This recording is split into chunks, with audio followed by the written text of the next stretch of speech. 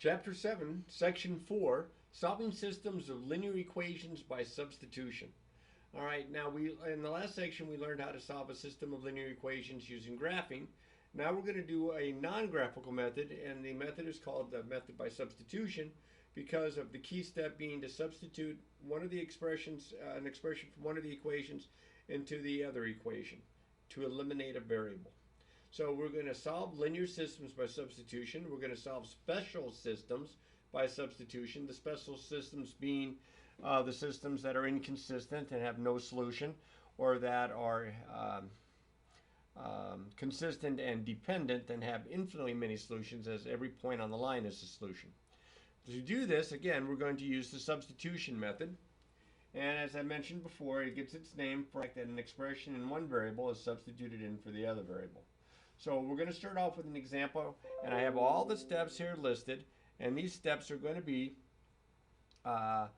pointed out one at a time here as we go. And we're going to solve this system right here, and sometimes they'll put parentheses next to the system to indicate that. It says solve the system by the substitution method. I have two equations, 2x plus 7y equals negative 12, and I have the equation x equals negative 2y. Now this is the equation of a line, this is the equation of a line, and as we learned in the last section, we might have one point of intersection, no points of intersection, or infinitely many points of intersection. Now these two equations look pretty different than one another, so I suspect it's not going to be one of the two special cases. I'm going to get a single ordered pair solution, and this ordered pair solution means that this system is consistent and independent. So anyway, 2x plus 7y equals negative 12, x equals negative 2y. This one is all set up for us because if you look at the second equation, and this is a key step in the substitution method, you want one variable in terms of the other variable. And this one's already has that already done. See how the x is written in terms of y? So I either want x equals or I want y equals for one of the two equations, and this one already is set up that way. So because of that, and because we're looking for the x and y that are the same in both equations, if x is equal to negative 2y in the second equation, then x right here is equal to negative 2y in this equation. So the second equation has x in terms of y, and we substitute it in for the x in the first equation.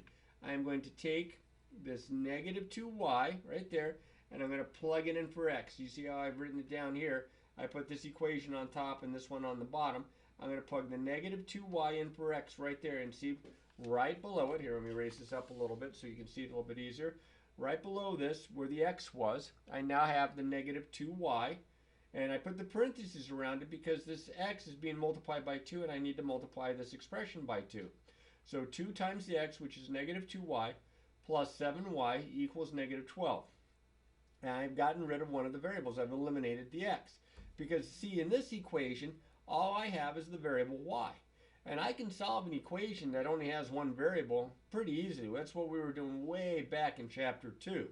So now I'm going to simplify this by multiplying the 2 times the negative 2y. I get negative 4y plus 7y is equal to negative 12. I combine like terms because I'm solving this equation.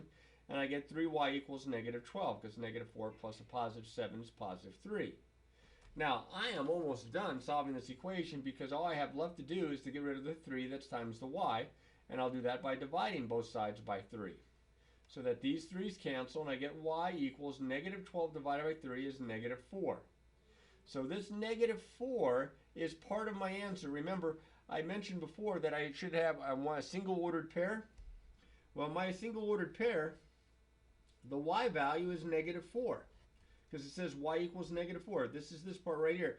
All I have to do now is figure out what the x is that goes along with it. Well, that's easy. That's what we were doing way back. Yeah, oh gosh, as far back I think as also Chapter 2, probably Chapter 3, when we would have an ordered pair as a solution to the equation in two variables.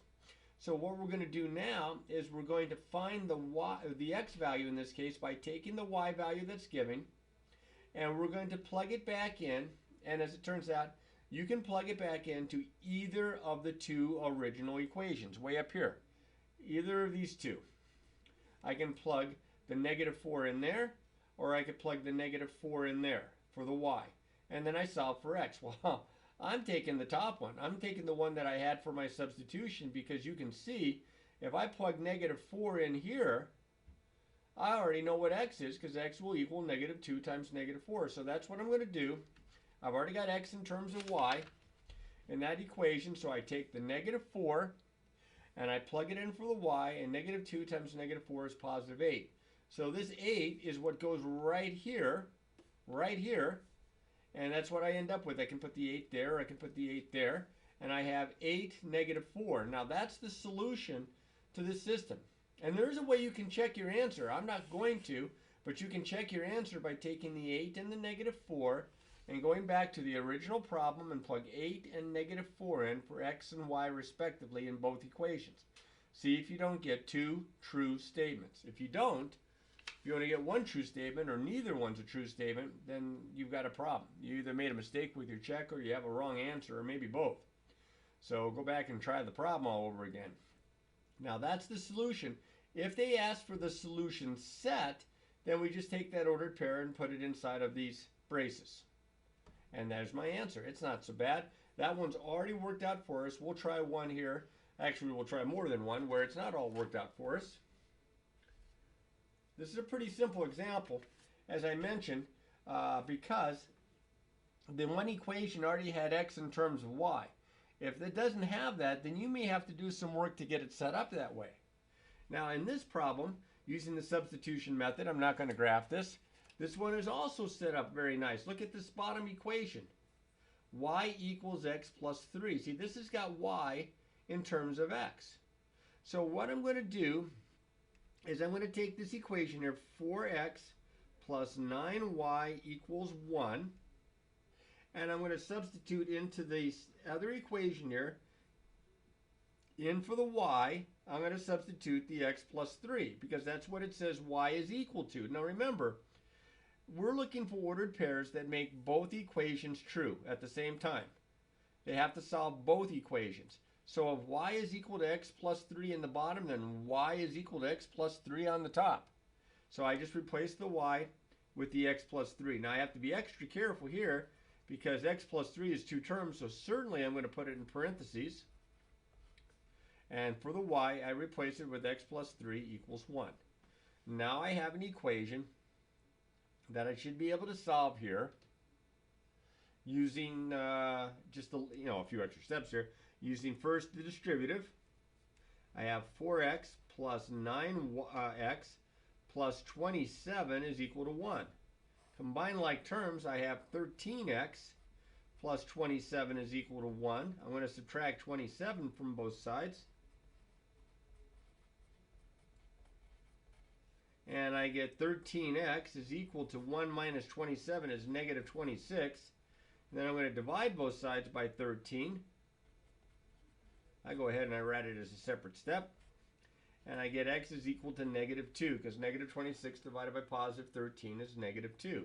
That tells me that my answer is negative 2, comma, and then the y value, which I don't know yet. So I'm going to take this negative 2 and I'm going to plug back in for the x, either here in the top equation or here in the bottom equation.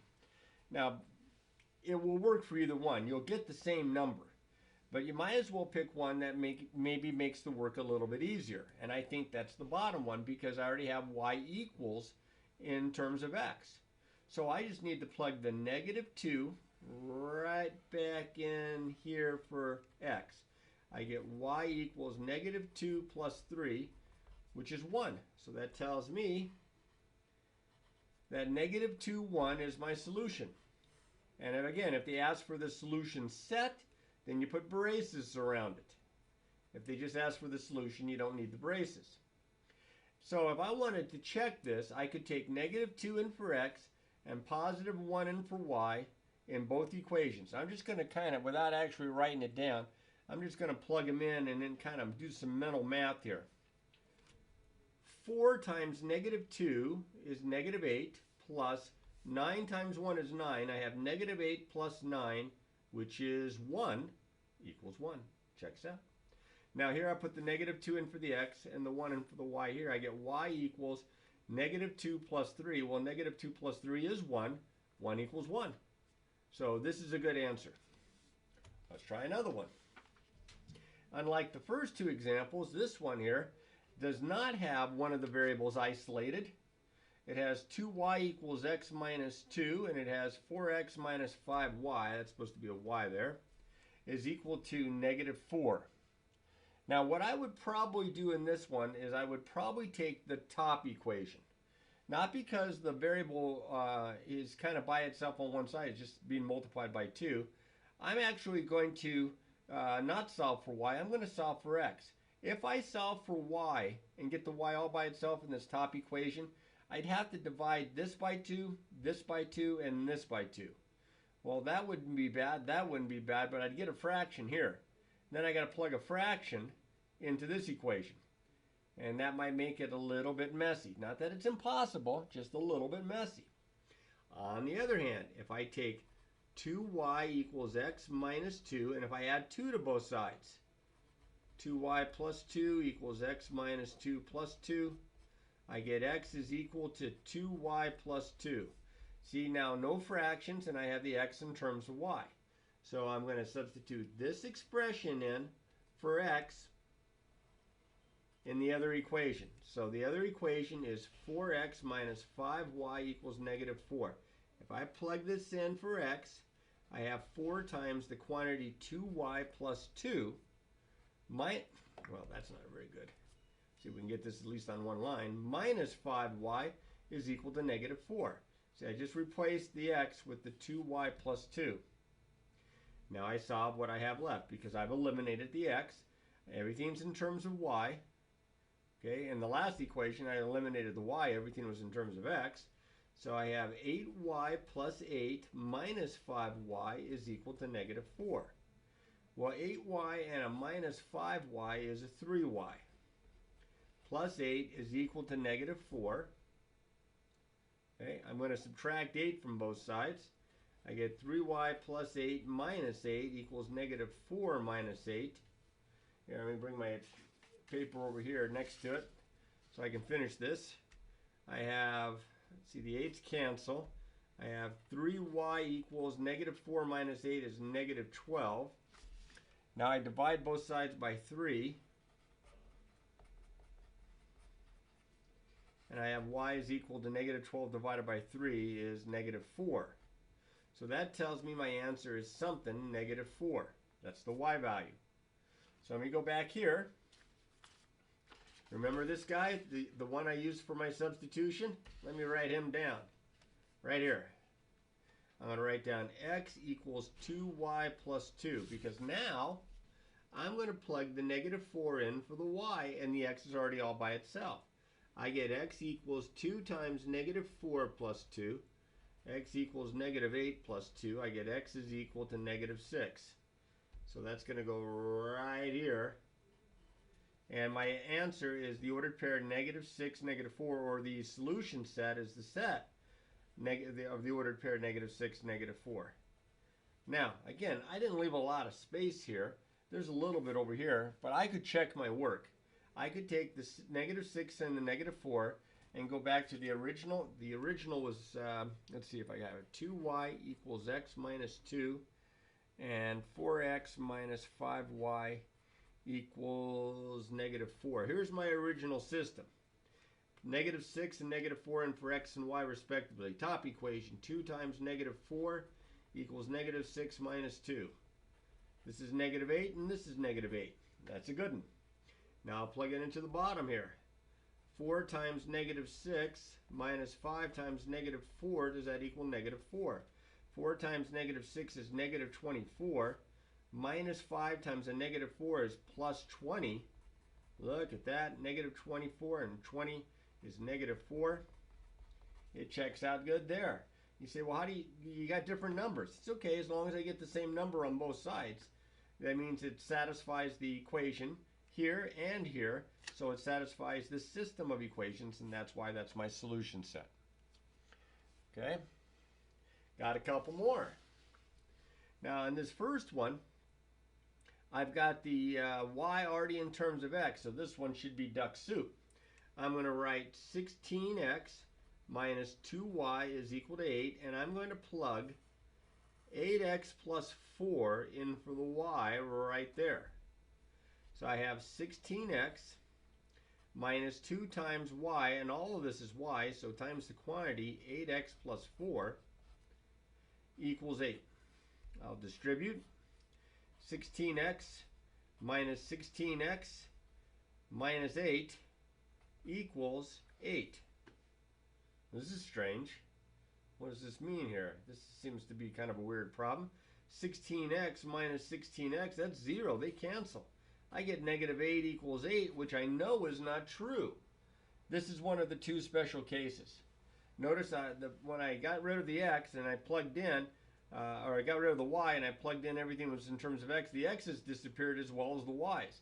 So I ended up with a statement that didn't have x's or y's in it, and so that statement's either going to be true or false, and this one is clearly false. Negative 8 does not equal 8. Well, because I'm left with a false statement, that tells me no matter what numbers I plug in for x and y, it's going to be false. So there is no solution here. So I'm either going to write the empty set symbol or I'm going to write down no solution. Either way, depending on the directions of the problem. Remember, we called this type of system inconsistent. When we graph these lines, if we were to graph these lines, they'd be parallel. They would not intersect. All right, the next example over here, see if I can, maybe I can squeeze this in over here. I've left a little bit of space. I have x plus 3y equals negative 7. I have negative 4x minus 12y equals positive 28. Now, neither equation is especially easy to isolate the variable, although if I had to pick one, it's the top one.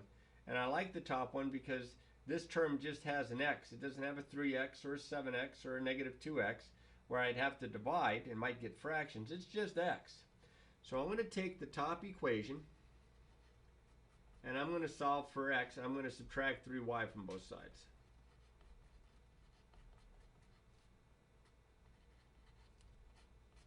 And I get x is equal to negative 7 minus 3y. Then I'm going to take this expression, which is what x is equal to, in the top equation, and I'm going to plug it in for the variable x in the bottom equation.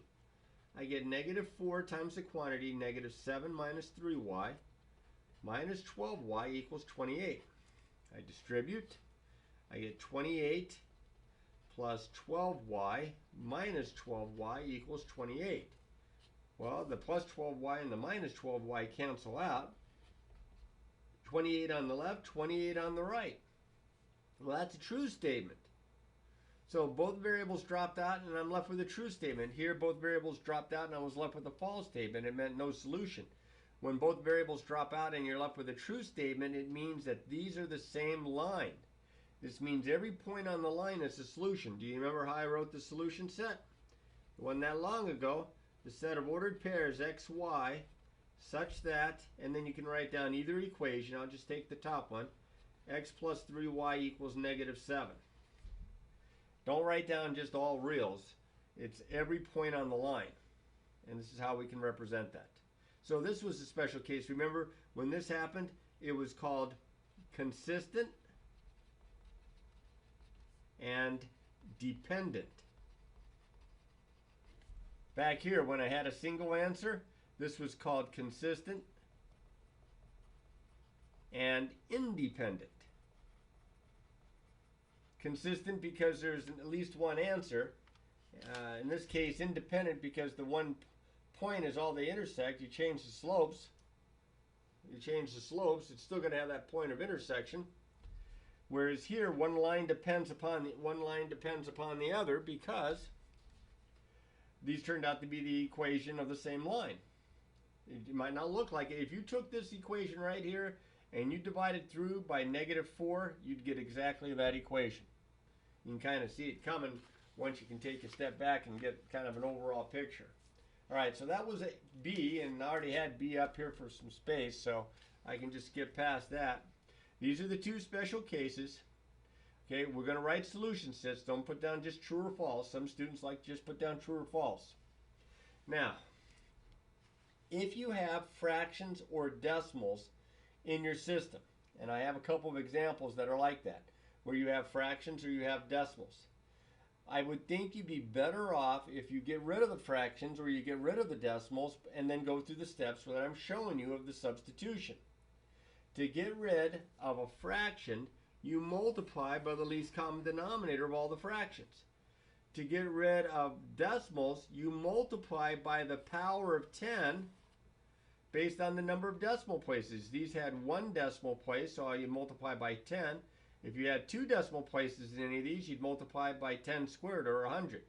The number of decimal places equals the number of zeros after the 1. And then once you do that, and you can see here, that's what I did in here. I multiplied both sides by 15, and I don't have any fractions. I multiplied both sides of this one by 10, and I don't have any fractions. I don't have any decimals. So once we've eliminated the fractions or decimals, then we solve them just like we did before. So let's try an example or two here. One of each maybe. All right. Here we go. X plus 1/2 y equals 1/2. 1/6 x minus 1/3 y is equal to 4/3. This one's got some fractions. Over here I can see this one's got some decimals. I'll start with A here. The top equation, x plus 1/2 y equals 1/2. It has two fractions, and my common denominator, my least common denominator, would be 2. I'm going to multiply 2 times both sides. That's why I left a little space there if you wondered. I get 2x plus 2 times 1/2 is 1. 1y, or y, is equal to 2 times 1/2, which is 1. Let me write that 2 a little bit better. If I take the bottom equation, I have 1/6 x minus 1/3 y is equal to, and then I have a 4/3. Well, my least common denominator with 3, 3, and 6 is 6. I'm going to multiply the left side by 6. I'm going to multiply the right side by 6. 6 times 1/6, the 6's would cancel, I just get 1x, or x, minus 6 times 1/3, 3 goes in once, 3 goes in twice, that's 2 times 1, that's 2y, no fractions. And then over here, 6 times 4/3, 3 goes in that once, goes in that twice, that looks like that's going to be an 8. All right. Let's see, do I have all that written down right? I think I do. Next one up. I have these two equations.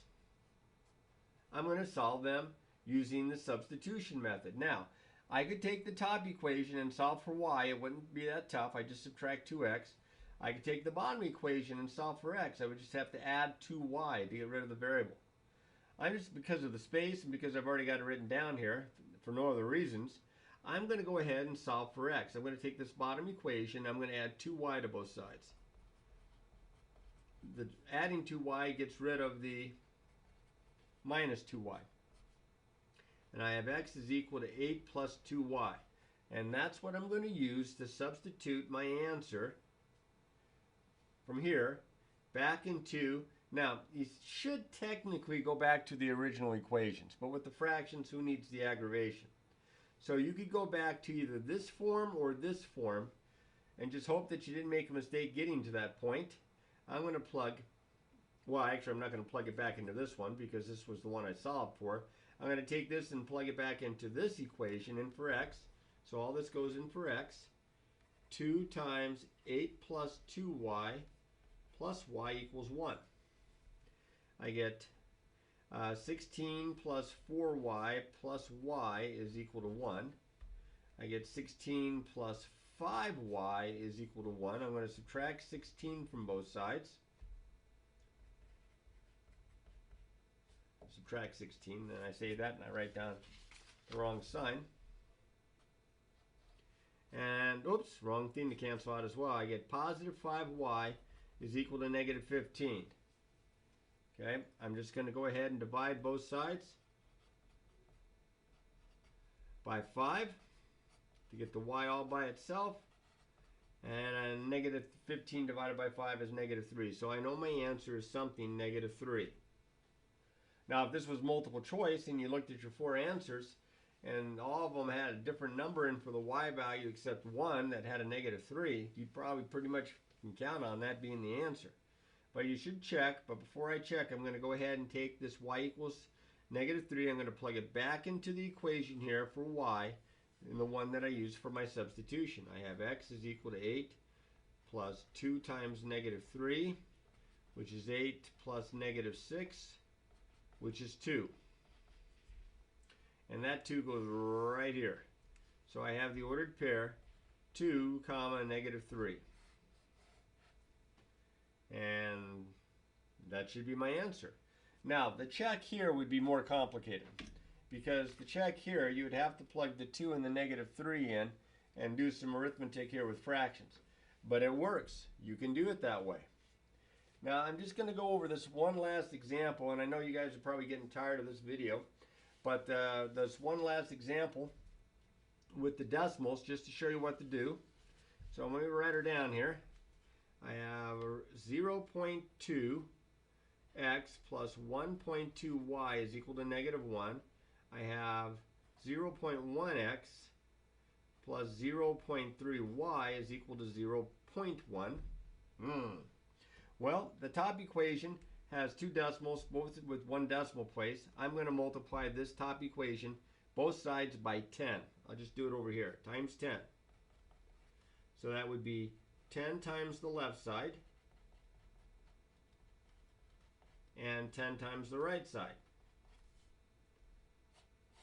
So that would be, slides that decimal point in one place, that'd be 2x plus 12y is equal to -10. Now I'm going to take this one, here, I'll just bring it down here, and I'm also going to multiply by 10 because there's one decimal place in all three numbers. And so 10 times 0.1x plus 0.3y and 10 times 0.1, well, that's going to be 1x, or x, plus 3y is equal to 1. So now I'm going to take this equation and this equation, and I'm going to use substitution. Now, you could divide through by 2. You'd get rid of this coefficient of 2 here, and then you could solve for x easy enough. But this one's already mostly set up for us. I'm going to subtract 3y from both sides. There's more than one way you can do these. If I tried to show you all the different ways, it'd take a while. So I get x is equal to 1 minus 3y, and that is what I'm going to plug in right there for x in my other equation. So that gives me 2 times the quantity 1 minus 3y plus 12y is equal to -10. I distribute. I get 2 minus 6y plus 12y is equal to -10. Combine like terms. I get 2 plus 6y is equal to -10. I am going to subtract 2 from both sides. I'm running out of space.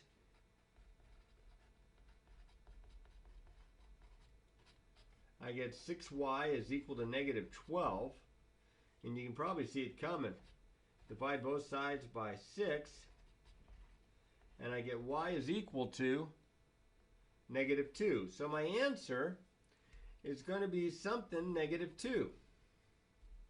Because it's the y value. X first, then the y.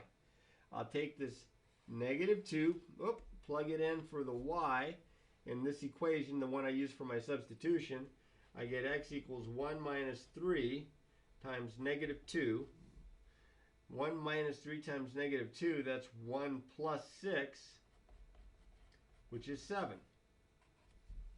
And there's my answer. Now,